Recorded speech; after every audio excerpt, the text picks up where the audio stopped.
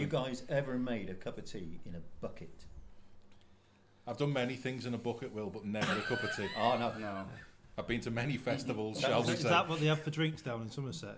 Well, no. After 20 overs. Tea in a bucket. When I was a boy, part of my apprenticeship, literally out with a cable gang, and I think there were 18 of us.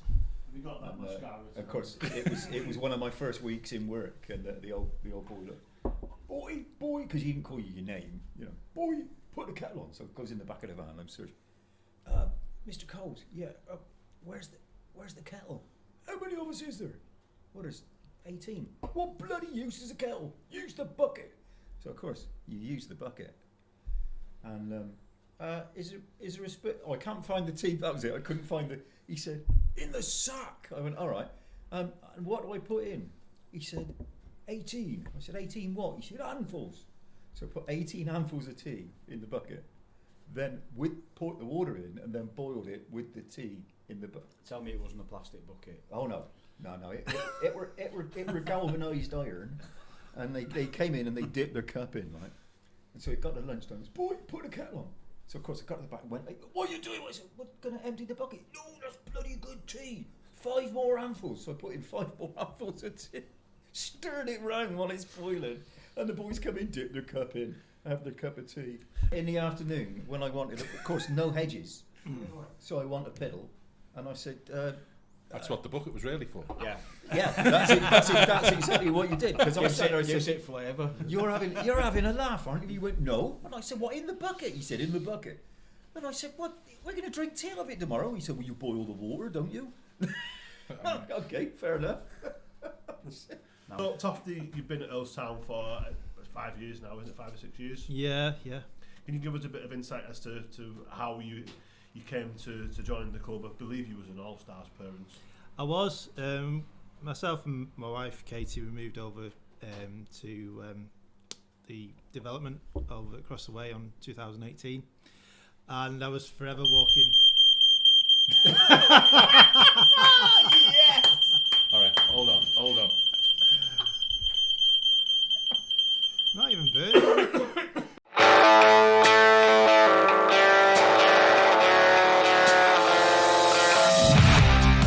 This is Silly Point, an Inside Etown podcast.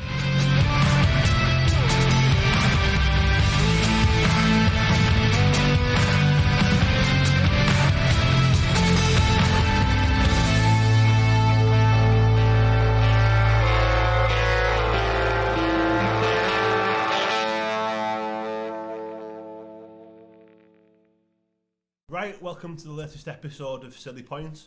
Hosting, my name's Dan, and I'm joined this week by Merle, Chris, Will, and our special guest this week, Earlestown's #1 business magnate, Martyn Toft.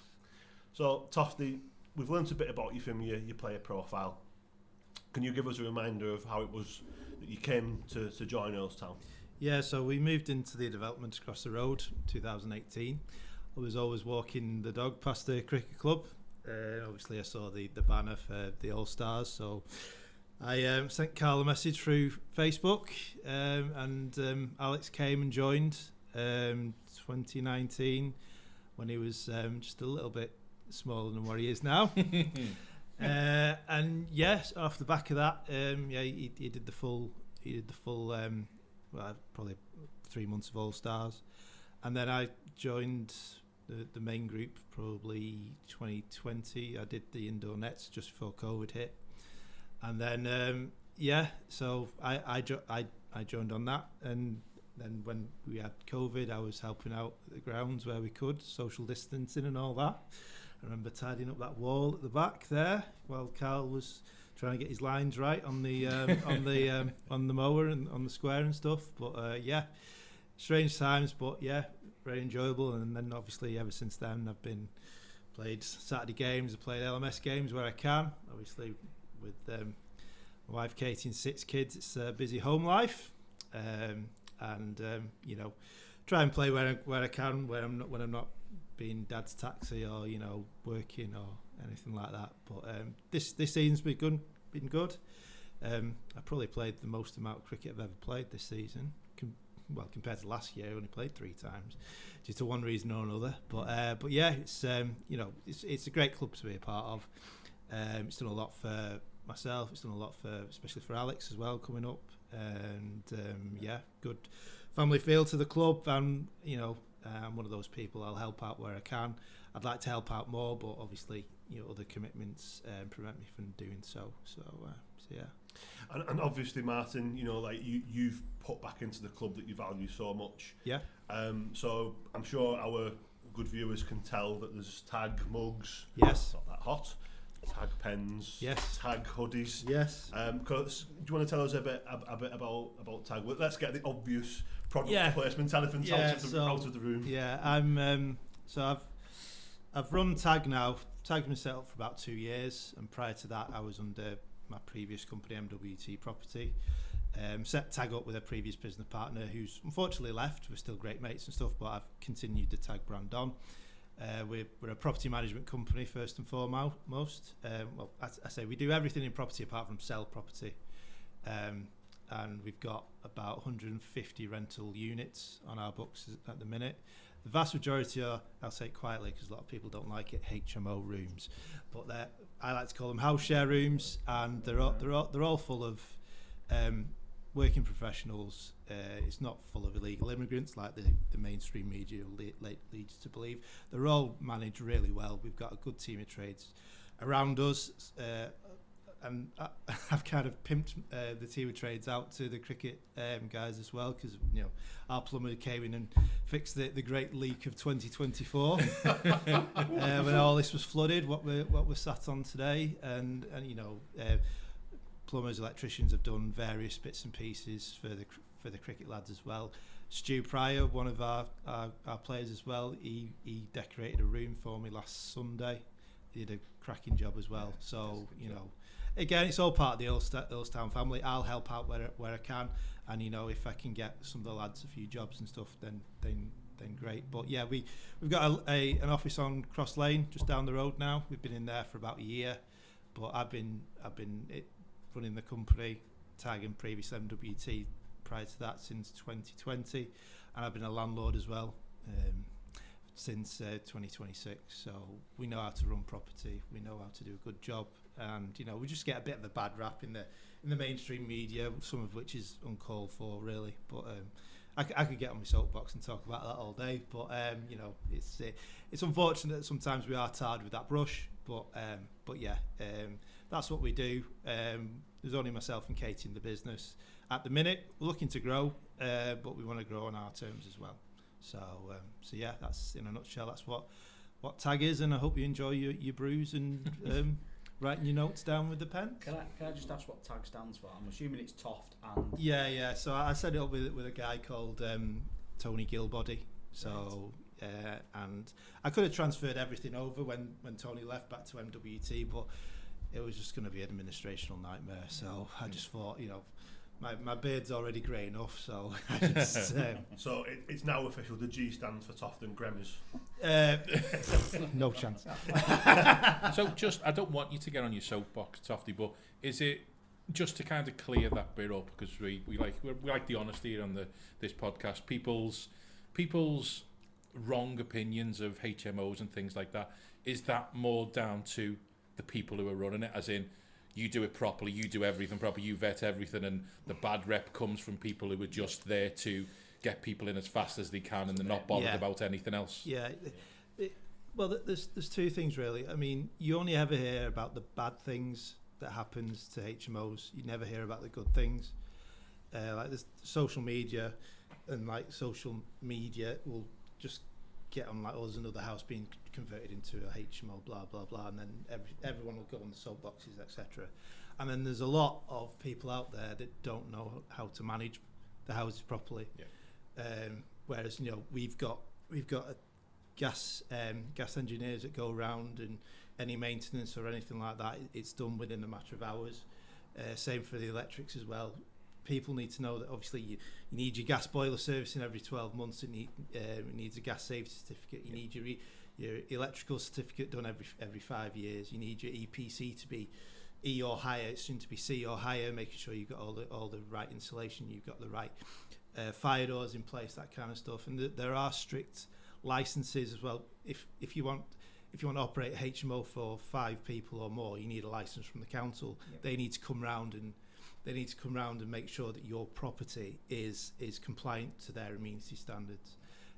So we do everything like that by the book. I mean, we operate in 4 councils: Warrington, Wigan, St Helens, and Widnes, and we've got great relationships with each four of those councils. Because first thing we do when we take on a property, we go straight to them and say, right, what do we need to do to make sure this is compliant to your standards? And then we get a license off the back of it to say we've inspected this is correct for habitation. And then it's our turn then to put in decent tenants, mainly working professionals, who some people just sometimes they don't want to get on the property ladder. They want to pay a rent up that's all bills included. Yeah. I know. And like that. then it gives them flexibility to they can go travelling if they want. They can they can go from house share to house share. At the end of the day, they've only got one monthly bill other than like the Netflix or the Amazon Prime or something. It's like you're giving them less responsibility, which a lot of younger people kind of want nowadays. It's the nature of the business and the nature of the world at the minute. Short attention spans, people want anything for an easy life. So you must have quite a decent vetting process as well. Yeah. We use a management software that does all the application and referencing. We take an employer reference, we take a landlord reference, a character reference, and a lot of it goes on gut as well. Because we've been managing tenants now for 10 years, so when you meet a person whether they're going to be the right fit for your house or your the shared house or your single let. A lot of it goes on gut as well. But we've had a lot of happy tenants. We've got plenty of 5-star Google reviews now. We are trying to get them up. We've had tenants that have stayed with us for 5-6 years now. Wow. Okay. Which is not bad when you consider that like the average stay in like a house share room is probably between 12 to 18 months, something like that. So the tenants in house shares are more transient than like normal single lets. From my, I mean, I'm a DEA, or I was a DEA, which is the guy that does the EPCs. And if you went into an HMO, you could immediately, literally walk in the door and you knew whether this guy was a legitimate landlord or group looking after properties for their own property or other people's properties, and the guy that was in there for the fast buck. I mean, it literally, as soon as you didn't need to look at, there was no fire regulations or plans, escape plans anywhere in the hallway. There were no fire extinguishers. There were no the shared accommodation.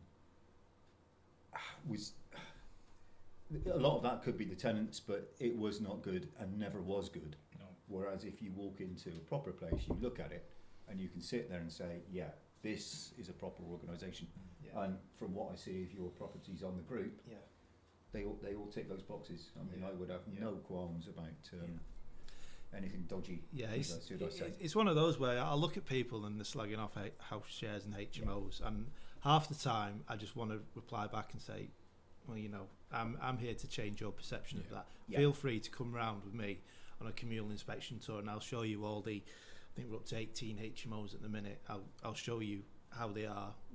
We send cleaners in there regularly. The fire alarms are tested regularly. The panels are all serviced regularly. But do I have the energy for that battle?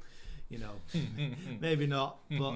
But we do things properly at the end of the day, which is obviously something I'm proud that we've done ever since we started the business up. So long may that continue. Yeah, good. So we'll never hear from one of your properties, Tofty. A fire door padlocked.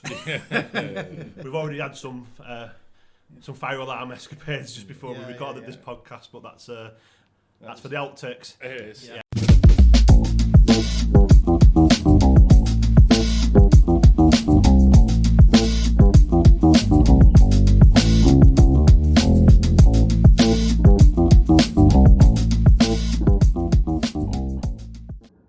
Leading the tank Fletcher, batsman bowler, retired this year and part-time groundsman. Cheers, Fletch. So we know you've been at Earlestown for a long time, but if you can go back into the past, what was it that first got you into cricket? A bit of a funny one, really. I was, probably about 30 years ago. I'm bigging myself up a bit there, but the Regent Street end there, they was building the houses at the Regent Street, and soon to be called the Fletcher end, by the way. I was throwing bricks at the players while they was netting in the corner, and a couple of lads said, "Come on, instead of throwing bricks at us, why not come over and give it a shout?" And then I jumped over the scaffold, and the rest is history, really. And then I've been here for 30 years, so all good. That's a really funny story, actually. My next question was going to be, how did you end up at Earlestown? But obviously you just covered that. That's part of it, yeah. Throwing bricks at people. At the start of the season, did you set yourself any kind of personal goals? Not really. Obviously, I've now retired, so I've never really set myself any personal goals. I just wanted to do the best for the team and to bring the new players and the players that need help, just to bring them on more than anything. Which don't get me wrong, I've chipped in nearly every game I've played, whether it's with bat, ball, or just being there. But yeah, I think I've done quite well this year, even though I wanted to get 100 before I finished. So, but apart from that, yeah, pretty good. Well done, mate. So, obviously a long storied career, but what would you say is your most memorable moment on the field so far? Is that this year, or is it just... Whenever you like, mate. Well, obviously, I've been down here a hell of a long time, and winning the first team cup here was one of the best. But my time now is like I say, it's about contributing and making the players in the team to do better and better week in, week out, which I think I do contribute a little bit. There is a little bit of coaching that I need to be doing with some players next year, which I'm hoping to look into and bring the club and the players forward even more. So yeah, I don't really set much goals. Obviously get my whites on and crack on and do my best for the team. You might have some fun with this question, Fletch. How did you prepare mentally and physically for a big match? Yeah, you might have some fun with this. Obviously, it's been limited with me playing cricket with injuries and work. I always like to have a liquid lunch to get me ready for the game. But basically, just get me whites on and do what I need to do, and just get out there, score runs, get wickets, and take catches. Any pre-match rituals or superstitions, or just put the weights on? Well, I used to sit in this place here since my actual last game since I retired, and we lost by 1 run, so that probably says a lot. Mark Allman took my seat that day because I was late due to work. But yeah, nothing much really. I like to just get on with it and just enjoy it really, and make sure everyone enjoys it around me. If in doubt, blame Kiwi. Just to finish off, Fletch, if you could play a game with any cricketer, past or present, professional or amateur, play one game for Earlestown, who would you say that would be? Obviously, I've had the privilege to play with a hell of a lot of good players in my time as a youngster, Jimmy Anderson, but there is one player I'd love to play with who's basically like me on and off the field, and that's Freddie Flintoff.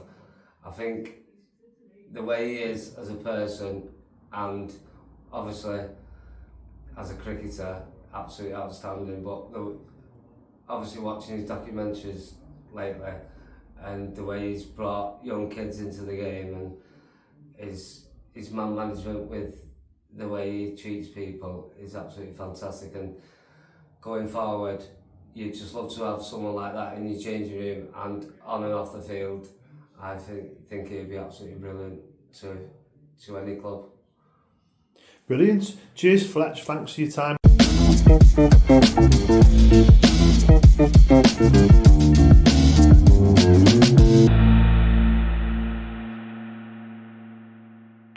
So if we bring it back to cricket for a little bit, it's actually really good that we've got Will and Merle here because we're not the only Toft at the club.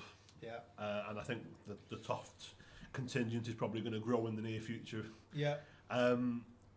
Obviously, like Will and Merle have seen Alex grow. And I only joined the club in 2022, so I've not seen Alex go from the start of his journey, but I think Will and Merle have. So, like Merle, you sponsor the Junior Player of the Year award. Can you give an insight into that and why it exists and why it's so important to the club?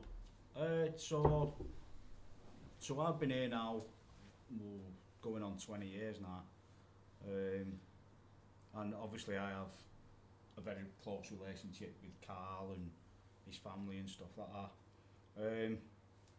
And roughly about, I'd say, my lad's 14 now, James, who plays with Alex, they've come through All Stars together and Dynamos together. Yeah. They started at the same time.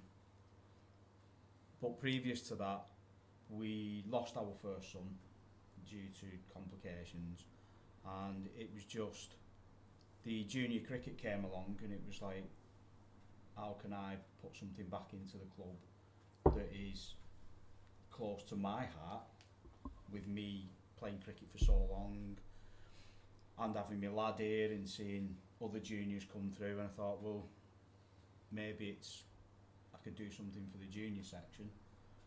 So we decided as a family that we'd speak to Carl and maybe do a sponsored shield for Young Player of the Season, because we had all the awards and stuff like that, and yes, the kids got their medals for the All Stars and Dynamos, but it's a little bit of a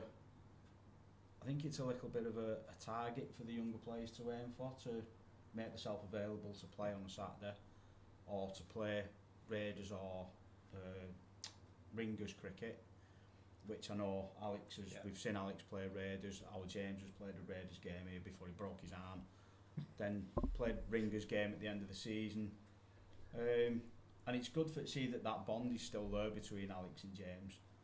They enjoy sharing the cricket pitch with each other. They back each other every time they're on the pitch together. Alex took one of the best catches I've ever seen. Worldy, absolute worldy. It was about 3 foot over everybody else's head, but I'd like to say he got that from his dad, but quite clearly didn't. My next question was going to be, what did you feed him? I've never seen a junior so tall in my life. I think he's been stood in Will's tea bucket. Seriously, I was at home last night. He walked into the living room. He just managed to fit under the door frame. Honestly. So I've seen Alex come right through from the beginning. It seemed he was kind of torn between cricket and rugby, wasn't he? For a while.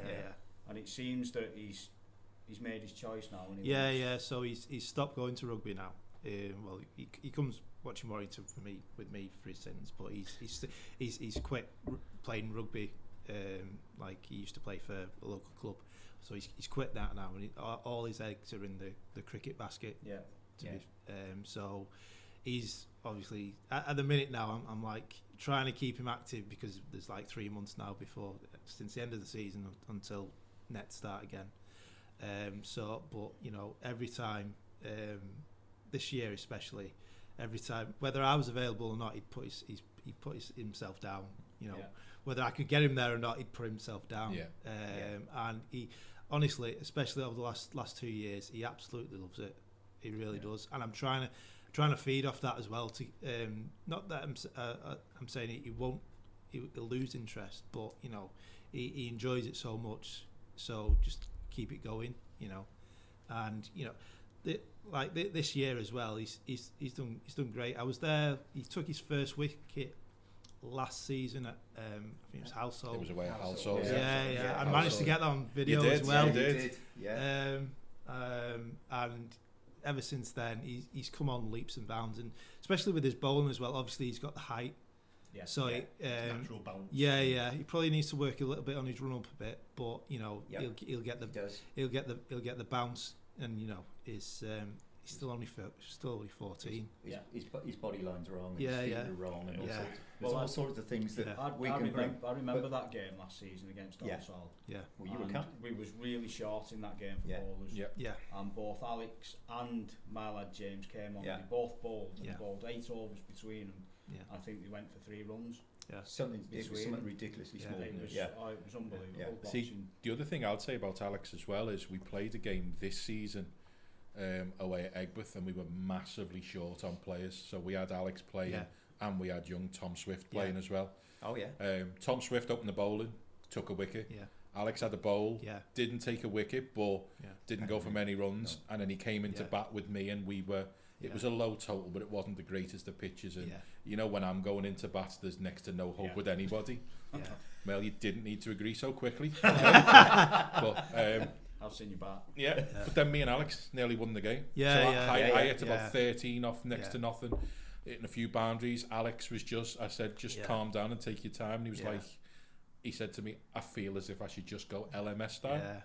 Let him go. Yeah. Smashed one to the boundary on the offside, yeah. hooked one to the boundary on the leg side, and between myself, Alex and Tom Swift, the 3 of us, after needing like 50 odd to win, we lost by 6 in the end. 6. There was no fear from him. There was no fear from Tom Swift either. But No. just when you say to someone, just take your time, calm down, and he was honest enough to say, my gut's telling me to just play LMS, and I was just like, I'm not going to say anything else. No. And he just, and he opened up, and as we've mentioned a few times, that we nearly won that, but the 2 young lads in at the end, they were just very much a little bit over enthusiastic. He hit the ball into a gap for a single, they didn't look at the ball. There was a run that wasn't there. Yeah, one run definitely, 2 runs no, but they didn't look at the ball. Yeah. They just did the one run, and then just looked at each other, and then just went, shrugged the shoulders and ran again. Yeah. And I can't remember which one got run out, but I don't think they were even halfway down the wicket before they. Yeah. For me, I mean, and with the youth, I mean, there's 2 things with that. The youth is the club future. You know, without them, I mean, you've got old boys like me that will eventually curl up and crawl their toes up, and players will slowly erode away. And what we need is a drip feed. A bit like sales, we need a drip feed of other stuff coming in. Yeah. And the joy that I've had out of watching James and Alex mature into cricket, gone from on the outfield, and you know, concentration is there all the time. They're in the game, and they're loving it. And to be honest, that's the bit that gives me the buzz. Is when you sit there with them during the week, trying to bring them on, and then you sit there and at times you sit there thinking, what am I doing? You can tell. You know, you then see them on the field, and you think, wow, that's what we're doing. You know, and you can tell. That's my reward. You can tell the enjoyment's there for them. And James as well, because you know, you look in our availability group every time Carl sends a message out who's available this week. And both of those 2 youngsters are one of the first 5 or 10 people to say, I'll play. Even though they kind of know that obviously if there's 22, 25, a lot of the regulars available, they're probably not going to get a game. Doesn't stop them. They're straight in, and they will put the name down no matter what, and they'll jump in at the last minute as well if we're short. So it's the enthusiasm is massive, and as Will said, that's the future of the club. Well, we're lucky with the LMS as well, aren't we? Because we've got 3 teams here now. There's plenty of opportunity. The Raiders and the Ringers. Yeah. It's kind of for blooding players like that. But I mean, he's had a really good season. I mean, he has surprised me with how well he's done. So we played Birkenhead St Mary's away, and he took 2 catches, and I think they were quite high up in the air, and I'm thinking, please don't drop it. And he got them both. I think you said, Merle, you know, I was on the boundary. I shouted the loudest, you know, when he caught it, you know.